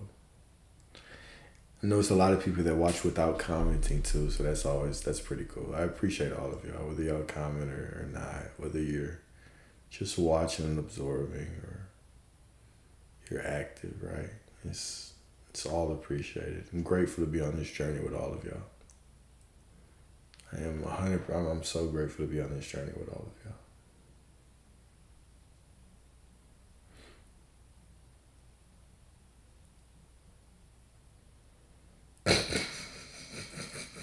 Thanks, Chelsea.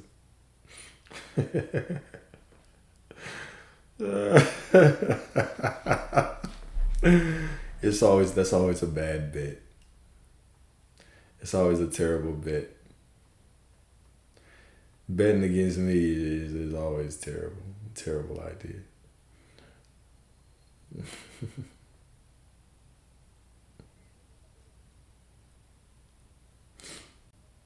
Chelsea, you in Dallas?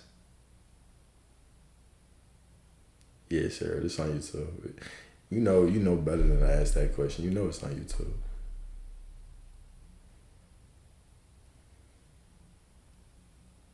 A few mods. That's crazy. Oh, Cedar Tree. Oh, yeah. Forgot you thugging it out up there. Okay. You want to go to Mardi Gras, Chelsea? In February? You want to ride the Mardi Gras with me in New Orleans? I pick and choose. Yeah, I do. I pick and choose all of y'all's comments. I pick and choose which ones I want to read. Yeah, that is true. That is true, Kara. Change the tone of my voice. It's too sexy for you right now. It's a little too sexy for you right now.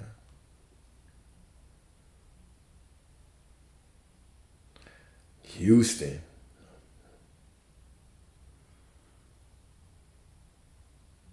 Then I'll be in Houston for the rodeo.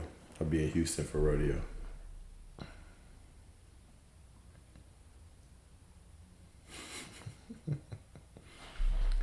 Nah, Natalie, you're invited as well. You're all invited. Nah, I live in Dallas.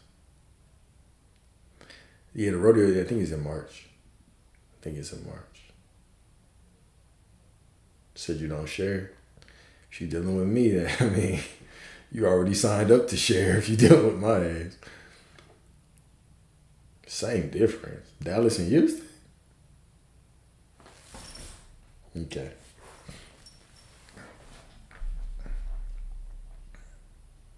Yeah, this was a good live. This was a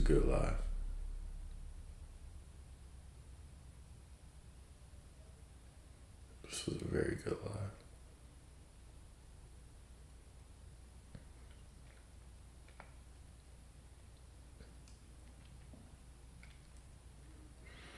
Damn, no questions. All right, cool.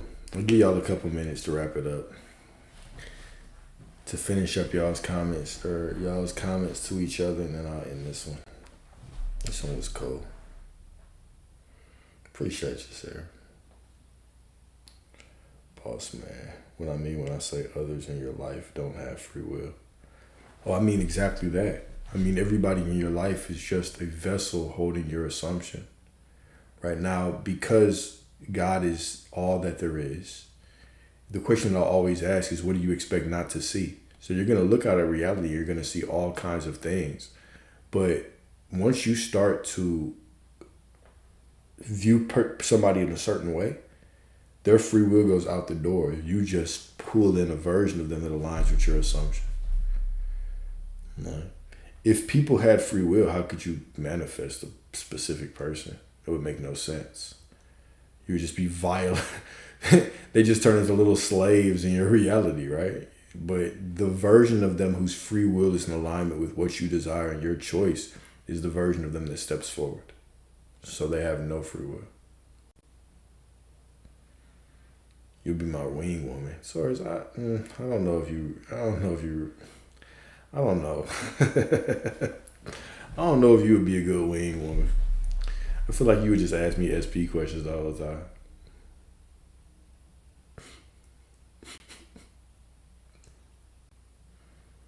Appreciate you. Yeah, the heart, mind, and spirit always perfect.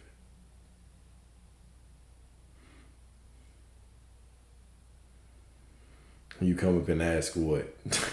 Can you come up and ask what? Give me a preview of your question, and I might let you up.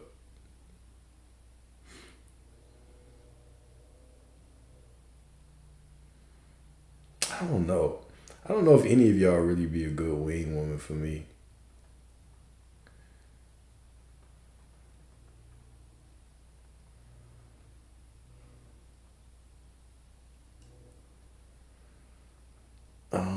Yeah, I think we can have. We can do that question, sir. Got you. 1 second.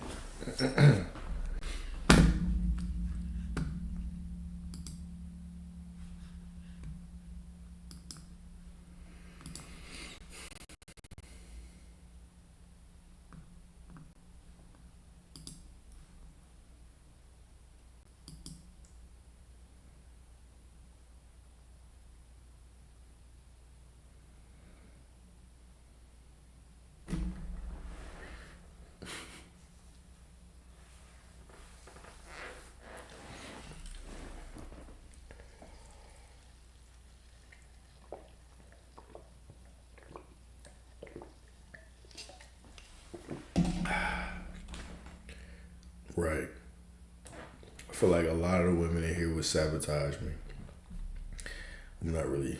I'm not really open to that.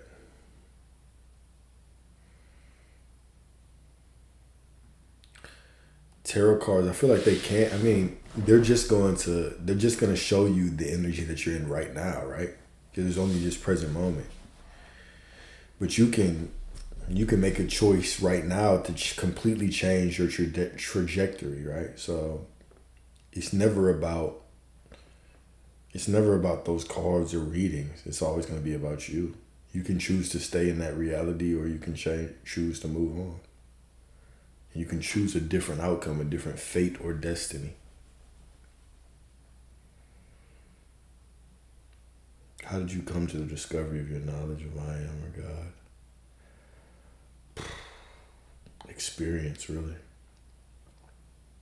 Experience. You probably pick a better woman than me. My bad, sir. I didn't mean to filter out your question like that. What was your question again, sir? Did you request up? Hold up.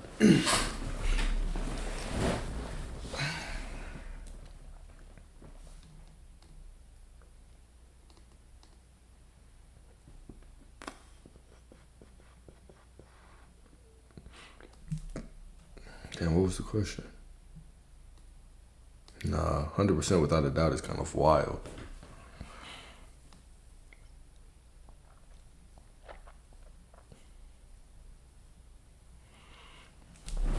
Oh, can I explain why desires are bound to happen again, like how you view desires?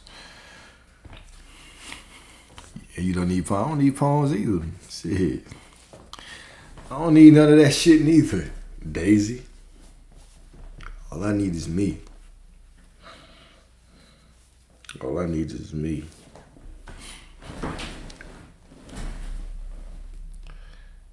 Okay. Can you explain why desires are bound to happen again? How you view desires? Yeah, I can do that. So,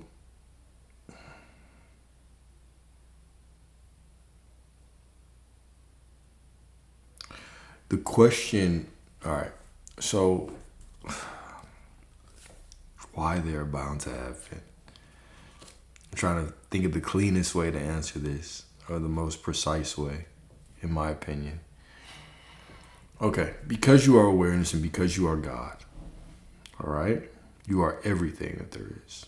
So everything rises and falls within you. And all of these things are meaningless. But every once in a while, something shows up within your awareness and it calls you back home, right? We call it a desire. It feels different. It's not like everything else. It's something within you that you want to experience, right?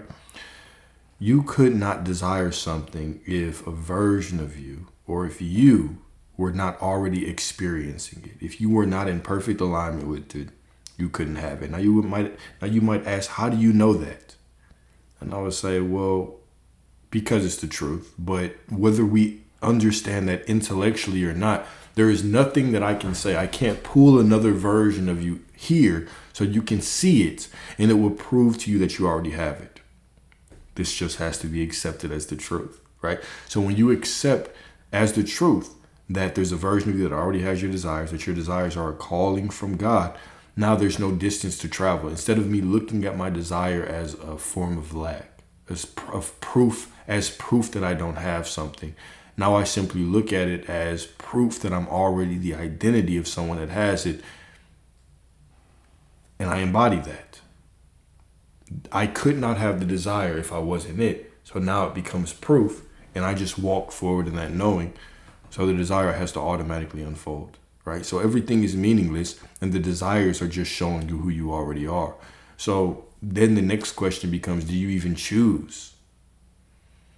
What are you choosing, right? The desire shows up within you, and now we have the illusion of choice. It's not about choosing it. It's about getting out of your own way. It's about opening up your mind that this desire can show up in infinite ways. It's about stopping ourselves from judging every turn as wrong. It's about allowing. All right? And so, yes, the desire just naturally shows up within you. And then you have this desire, and we think that we have to do something to become it or get it, but the desire is already us. And the more that we just rest in the truth of who we are, those desires automatically unfold from within us. They just become tokens of who we already are, ways to experience ourselves. So yeah, that's what I meant. Damn, this live was tiring, y'all. This live was tiring. I'm finna go to sleep. Okay, I'm finna chill. I'm finna chill. Okay? So here we go. I'm gonna get off. Love y'all. And I shall talk to y'all soon. Probably tomorrow. Probably talk to y'all tomorrow. Maybe. We'll see. But if not, for sure Monday. Cool. All right, y'all have a good one. Peace.